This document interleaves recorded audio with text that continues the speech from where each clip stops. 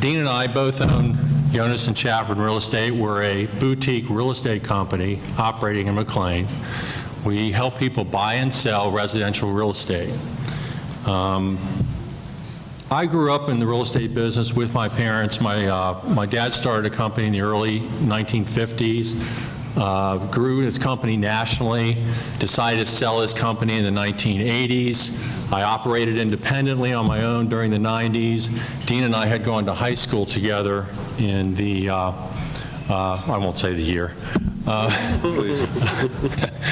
We'd gone to high school together. Dean was operating independently in the real estate business also. We found each other. We found that we had, our parents had done business together throughout the years and actually had worked together developing some of Tyson's Corner. My father built the first office building at Tyson's Corner, which has since been torn down 3 times and redeveloped. So we decided to get together and operate after working with very large companies, very large family businesses. It was our goal, kind of mimicking Tim's response. We wanted a family life. We're both husbands and fathers and sons, and we wanted the ability to spend time with our families and operate a boutique company and helping people meet the American dream by helping them buy and sell properties. I'll let Dean answer the next couple questions. Yeah, so I think one of the greatest successes that I can say, at the risk of being a little too sensitive, is having Shafford as my partner. You know, we both grew up in the business, and as his father has been involved in lots of businesses, my family, my father, my grandfather have built thousands of homes, mostly all locally here in Northern Virginia. And so, you know, growing up in that business has afforded me and Jack as well quite a bit of perspective, not only of our specific environment and where we live, but of the industry and the business, because we've been able to touch a lot of people and see a lot of things grow and be responsible for a lot of that stuff. Some of the challenges that we had starting out 10 or so years ago were coming from the big company environment. How do we compete against the big branded companies that do what we do, that have hundreds or thousands of people working for them? And so while in the face of it that seemed a little bit intimidating, it ended up being quite an advantage because we are hands-on people, and when somebody calls us on the phone, we typically will answer it, and we're sort of the go-to people. We have half a dozen folks or so that work with us and for us, but we have our hands pretty much and predominantly in everything we do, and being able to touch that makes a big difference relative to our competing environment. So that's a big thing that we see as a success for us. What else? Future? Yeah, so for the future for us, you know, we've determined that we like to be small, we like to be quick on our feet, we want to understand the markets and be in touch with the data so that we can share that with our clients and help them make the best decisions they can. And so we have some young associates that we're bringing in to teach them the business the way that we were taught, combined with what we know about the data and the ability to communicate information, web-based. You know, most people in the residential market, if any of you guys have looked for houses recently, you know that you start looking on the internet and you can find just about everything you want. 10, 15, 20 years ago when we started in this business, the brokers in the business were the keepers of the information, and everybody had to come to us to get it, and it was a big secret. Well, that's out of the box, and we've welcomed that over the last 15 years. We think it's great, and it's a positive thing. So we're bringing younger people in the business to teach them the way that we think it should be done, and in our little boutique business model is what the future brings for us to share with the young folks that we have working with us. As far as the advice, I'd say at 8:15 in the morning. Our business is 7 days a week, and oftentimes we have to find energy, especially on those early Sunday mornings when someone's coming from out of town, needs to be picked up at the airport and see a home. So I think it's important to figure out, I think there's two types of people. Are you a person that operates your energy? Do you find your energy from your brain, or do you find it from your heart? I'm definitely a person that finds it from my heart. That's what keeps me going. And I would also say, I've been a volunteer in the Boy Scout community for over 16 years. Fortunate to have 2 Eagle Scouts as sons, and mottos work, and the Boy Scouts have a motto, and so I have my own personal motto, and that's basically do what's right and do the best you can. So that would be my advice. Yeah, and that's great. I'd just say that advice is that whatever you do, I found in my experience that if you have a passion for it and you sincerely like what you do, you will be good at it. You can't help but be good at it if you like it.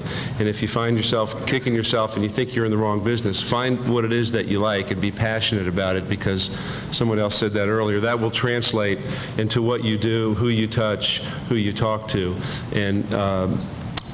And I think that's the best thing that the advice I can give for young business owners is to understand your business, know the market environment that you operate in, know the trends, and be able to translate that into generating clients and ultimately revenue and business.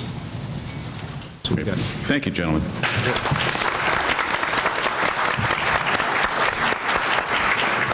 Our next panelist is Tian Wong with Lohr Systems. Thank you. Good morning. My name is Tian Wong, and I'm Chairman and CEO of Lohr Systems, which is an IT services company. And we're an IT network engineering company that manage hosting and cloud computing. And what that means is we basically make sure that our clients' IT is always up, always running, it's secure, and that and we're there to serve them in every way possible. And unlike most other IT companies, our motto is easier, friendlier, more reliable, which is sort of the opposite of what you see in the IT world usually. You usually get difficult, more arrogant, more difficult, unreliable. So that's sort of, and the reason is this ties into the next question about how the company began. Prior to acquiring Lohr, which my partners and I did 4 years ago, I had a customer service company, which was here in Tyson's Corner, and we wound up selling it. But I brought that customer service mentality to the IT industry, which generally isn't known for that. So Lohr was a company that was in business since 1996 here in Northern Virginia, and we do have data center facilities out in Ashburn at the Equinix and Lattice's campuses. And my partners and I, after I sold my company, I became an angel investor and invested in a bunch of different stuff and found this little company called Lohr Systems that was servicing commercial customers and nonprofit customers, and they were doing cloud computing. And I said, wow, this is pretty cool. Cloud computing looks like it's going to be pretty hot. Managed hosting looks like it's a growth market. It makes sense. It makes economic sense. It's good for companies to do that kind of thing. And they're not doing any government business. So we decided to go in and buy the company, and that was in 2008, right before the recession hit. So that's sort of how the company, how we got involved with the company.